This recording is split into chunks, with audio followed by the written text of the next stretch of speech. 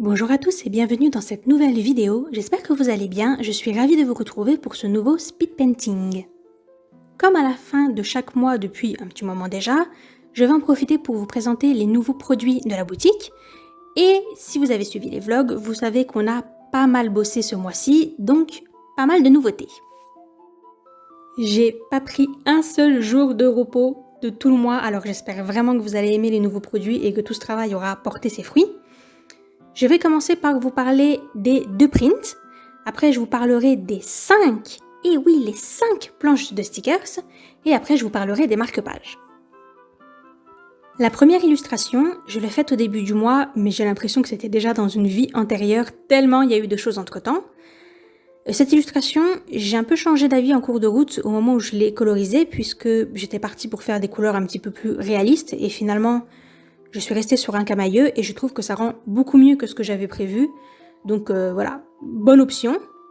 Au niveau des arbres, j'ai essayé de leur donner un aspect un peu plus... vous savez, les arbres comme ça, très noueux, qu'on voit dans les marécages, etc. Parce que je voulais pas qu'ils ressemblent aux arbres que je fais d'habitude, qui sont des arbres beaucoup plus communs, ceux qu'on peut trouver...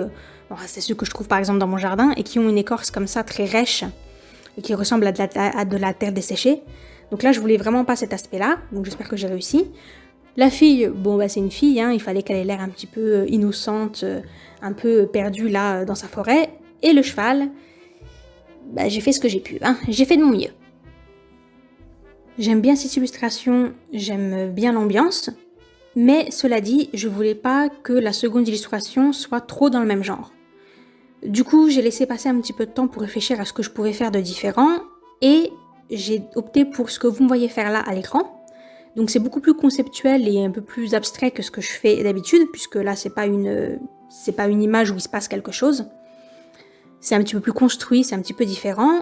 Cette idée, elle m'est venue à la suite d'une illustration que j'ai vue, mais je reviens pas dessus parce que j'en ai déjà parlé dans un studio vlog.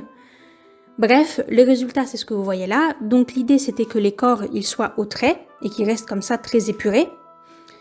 J'aime bien aussi l'idée que comme il n'y a pas de couleur de peau ni de cheveux, chacun s'identifie comme il veut. Et aussi j'ai essayé de varier un petit peu les morphologies, j'ai pas fait que des fines ou que des rondes, j'ai essayé de varier un petit peu. Mais l'idée c'était que l'accent soit mis sur les animaux. Donc j'ai commencé avec les tigres et j'ai choisi le turquoise en référence à mon sticker paillette tigre, le tout premier que j'ai fait, et qui reste le produit que je vends le mieux. Donc voilà, c'était un petit clin d'œil, et puis c'est quand même, le turquoise c'est quand même un petit peu moins convenu que le orange auquel on pouvait s'attendre. Donc voilà, c'était histoire de faire quelque chose de différent, et j'ai prévu d'en faire au moins une autre comme ça, donc ce sera du coup le mois prochain. Et j'espère du coup que ça vous plaît, que vous aimez ce petit concept et que vous aimez le fait que ce soit un petit peu différent par rapport à ce que je fais d'habitude. Voilà pour les 2 prints, maintenant on va passer aux planches de stickers. Beaucoup de travail, hein. Parce qu'à l'origine, j'avais prévu d'en faire que 2, et on a fini sur 5. Parce qu'il y a des trucs qui sont rajoutés. Alors je commence par les 2 qui étaient prévus à l'origine. La toute première, ça je l'avais déjà annoncé dès les toutes premières planches que j'avais faites, c'était une sur Zelda, et plus particulièrement une sur les objets propres à Link, le héros, qui sont des objets qu'on retrouve en fait d'un jeu à l'autre, puisque c'est toujours un peu la même histoire qui est reprise, et donc on retrouve beaucoup les mêmes personnages. Et voilà, comme pour les gamers et les geeks, ils reconnaissent ces objets et les personnages, j'ai essayé de les reprendre. Donc là, c'est un petit peu un mélange de précédent Zelda et du dernier qui est sorti. Et je suis assez contente parce qu'au début, j'avais prévu de mettre les objets les uns à côté des autres de façon assez rangée, parce que vous savez, c'est un petit peu comme ça que je suis. Mais en m'inspirant d'autres planches de stickers d'autres artistes, je me suis rendu compte que c'était quand même beaucoup plus sympa quand c'était un petit peu éparpillé partout. Déjà, ça permet de mettre plus, puisque du coup on peut un peu faire du Tetris, vous voyez, de composer comme ça en comblant les trous. Et en plus, ça rend la planche beaucoup plus dynamique. Donc finalement, j'ai un peu tout éparpillé, et je trouve que c'est nettement mieux. J'ai juste laissé l'épée en plein milieu comme ligne directrice, et après, de part et d'autre, j'ai mis les différents objets. Seconde planche, la Magical Girl. Alors là, par contre, j'ai pas pu trop faire le même concept parce qu'il y a du texte. Alors c'était mon petit délire, hein. Je voulais dire quels étaient les objets typiques de la Magical Girl, ce qu'on se doit d'avoir quand on est une Magical Girl digne de ce nom. Mais du coup, je voulais expliquer les objets que j'avais choisis. Donc, on a l'identité, la fausse identité, c'est pour ça que je l'ai faite avec son masque. On a au milieu, je l'ai faite entière parce que quand on est une Magical Girl, on a une super belle tenue. Ensuite, il y a un mec parce qu'il y a toujours un copain de classe, un rival, un amoureux secret, bref, toujours un type dans ce genre-là, donc bien évidemment absolument nécessaire quand on est une Magical Girl. Après, on a des petits objets, genre la broche pour se transformer, la baguette pour pouvoir se battre, le petit familier parce que les Magical Girls, elles ont toutes un petit animal qui les guide, etc. Les super copines, la vie d'adolescente écolière normale pendant la journée, et tout ça. Mais bref, comme il y avait du texte, du coup, je tenais à ce que ce soit droit, parce que si j'avais fait un petit peu dans tous les sens comme j'ai fait pour la planche de Zelda, ça aurait été un petit peu bizarre que tout d'un coup on ait le texte droit. Enfin bon, vous voyez, ça rendait pas terrible, du coup j'ai tout laissé droit. Mais c'est pas grave, hein, ça m'a quand même permis de caser quelque chose comme, je crois qu'il y a 15 stickers sur la planche, ce qui est plutôt pas mal. Là, c'était donc les deux planches qui étaient prévues à l'origine. Et puis, je me suis dit, j'aimerais bien faire une planche de stickers sur le thème des saisons, et donc là, en l'occurrence, de l'automne. D'ailleurs, c'est une idée que vous m'avez beaucoup suggérée. Et je me suis dit, si tu veux que ce soit prêt pour octobre, sachant qu'en réalité, l'automne, ça commence dès septembre, mais bon, en général, on l'associe plutôt au mois d'octobre, mais je me suis dit, s'il faut que les gens l'achètent pour le mois d'octobre, il faut que ce soit prêt dès septembre. Du coup, hop, je me suis rajouté la planche de l'automne. Bon, celle-ci, je reviens pas en détail dessus puisque j'ai fait un speed painting dédié. Juste, j'ai rajouté un petit design que vous aviez pas vu dans le speed painting. C'était un petit renard parce que quand j'ai fait le montage, j'ai trouvé que ça manquait un petit peu. Il y avait un espèce de trou là et du coup, j'avais bien envie de faire un autre renard. Donc voilà, j'ai rajouté ce design-là. Au niveau des couleurs, je pense que c'est ma préférée parce que j'aime vraiment beaucoup l'association du orange qui tire vers le bordeaux-violet. Ouais, c'est ce camailleux-là, ça rend vraiment bien et ça évoque beaucoup l'automne. Du coup, je pense que de toutes, c'est ma préférée au niveau des teintes. Donc là, j'en étais à ma 3e planche et je me suis dit, ah bah oui, mais ma fille, si tu as fait la planche du mois d'octobre, la planche de l'automne, pour qu'elle soit dispo au bon moment, dans la même logique, il faut faire celle d'Halloween, puisqu'Halloween, c'est aussi au mois d'octobre. Donc là, allez hop, on se rajoute Halloween. Cette planche de stickers là, je pense que de tous les produits, c'est celui que vous avez le plus suivi, puisque j'ai fait les croquis en studio vlog, j'avais filmé, je vous ai expliqué les idées, et j'ai aussi fait le speed painting en studio vlog. Donc a priori, vous avez tout suivi, de A à Z. Alors, juste pour les gens qui n'ont pas vu les studio vlogs, pour le thème d'Halloween, j'ai choisi le thème des fantômes, puisque c'est le thème originel d'Halloween. Normalement, Halloween, c'est le moment où le passage entre le monde de l'invisible, de l'au-delà, etc. et le monde réel est ouvert. Et c'est normalement la période où on va se recueillir sur les tombes, on commémore ses morts, etc. Donc je voulais rester sur le thème des fantômes, mais histoire de faire ça un petit peu fun, je l'ai fait plus précisément sur le thème des chasseurs de fantômes. C'est pour ça que vous allez trouver des objets un petit peu rigolos. Par exemple, l'appareil de mesure, alors je crois que ça s'appelle un mesureur de Gauss, un truc comme ça. L'unité de mesure pour les ondes électromagnétiques, machin truc, c'est le Gauss, je crois. Donc c'est un espèce d'appareil, vous savez, qui est plus ou moins dans le vert ou dans le rouge, selon la présence d'un fantôme. Et puis vous avez l'appareil pour enregistrer les sons. Et j'ai rajouté un design que vous n'aviez pas vu parce que je l'ai fait au dernier moment. C'est la lampe torche.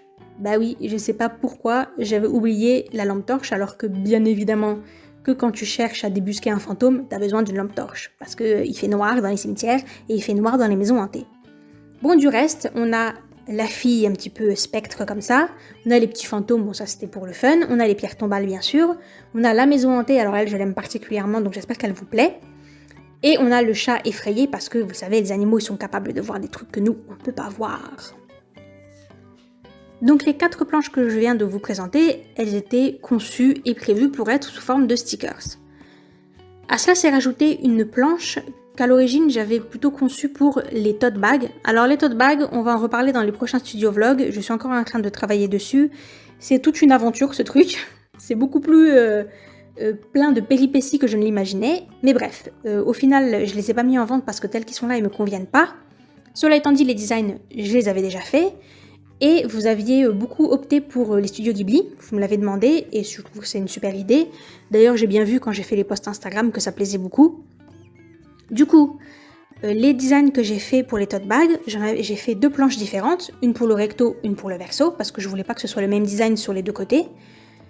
Et au début, je m'étais dit, je reprends les designs tels quels et j'en fais des planches de stickers. Mais à la réflexion, j'ai préféré prendre les designs les plus charismatiques, c'est-à-dire les personnages qui plaisent le plus et qui sont les plus connus de Ghibli, pour faire une seule planche, et comme ça, chacun y trouve son compte, on n'est pas obligé d'acheter les 2. Je pense que c'est un peu plus un concentré de bons personnages comme ça. Il y a Gigi, il y a Totoro, il y a Aku, il y a le Chabus, il y a les petites pognos, il y a les boules de suie, etc. Donc je pense que comme ça c'est bien. Par ailleurs, il y a quelque chose dont je me suis rendu compte avec Ghibli, c'est qu'il y a 2-3 films, pas tous, mais il y en a quand même 2-3 qui ont tellement de personnages représentatifs qu'en réalité, on pourrait leur consacrer des planches de stickers à eux tout seuls. Je pense notamment à Chihiro et à Mononoke, un petit peu Totoro aussi, et peut-être le château ambulant, comme ça, il y a vraiment beaucoup de choses, d'éléments qui ressortent des films, et que du coup, on pourrait vraiment faire sous la forme d'une seule planche dédiée uniquement à ce film-là. J'y réfléchis. Dites-moi si vous trouvez que c'est une bonne idée ou pas. Est-ce que ça vous plairait d'avoir des planches, par exemple, que sur Mononoke, etc. En tout cas, c'est dans un coin de ma tête, j'ai les idées, donc on verra. On verra si on les réalise, je vais attendre de voir ce que vous me dites. Mais là, vous avez déjà une planche avec un petit peu tous les films. Phew! Voilà, bon on a nos 2 prints et nos 5 planches de stickers, donc je trouve qu'on a vraiment pas mal bûché ce mois-ci. Ensuite, je vous avais dit au tout début du mois que je voulais un petit peu pimper la rentrée avec un petit objet qui serait vraiment pas cher, autour du prix d'un sticker ou d'un print, enfin en tout cas pas plus, et qui soit un petit objet utile que vous pourriez emmener avec vous, qui a une petite fonctionnalité. Et donc on avait opté pour les marque-pages. Alors les marque-pages aussi, ça a été toute une aventure parce que j'étais pas d'accord, est-ce que je les faisais sur papier magnétique ou est-ce que je les faisais sur papier normal mais avec un effet holographique.